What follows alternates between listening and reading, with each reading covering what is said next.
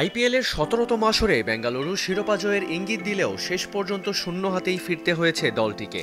Group পর্বের শুরুতে টানা ৬টি ম্যাচ হারের পরও প্লে অফে জায়গা করে নেয় আরসিবি। তাদের এই সাফল্যের পেছনে সবচেয়ে বড় ভূমিকা যার ছিল, তিনি নিঃসন্দেহে আরসিবির প্রাক্তন অধিনায়ক বিরাট কোহলি।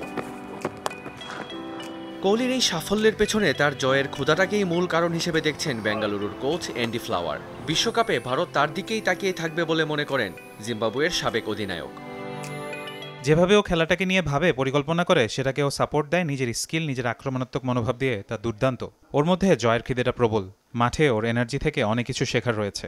আমি টি-20 বিশ্বকাপে ওর খেলা দেখতে মুখিয়ে রয়েছি। এবারের আইপিএলে ৭৪১ রান করেছেন কোহলি, যার মধ্যে রয়েছে ৫টি অর্ধশতরানের পাশাপাশি একটি শতরানের ইনিংসও। শুধু ব্যাট হাতেই নয়, ফিল্ডিংয়ের সময়ও তার এনার্জি ছিল দেখার মতো। ওর সঙ্গে ড্রেসিং রুম শেয়ার করাটা দারুণ এক অভিজ্ঞতা। প্রতিটা মুহূর্ত উপভোগ্য হয়ে ওঠে।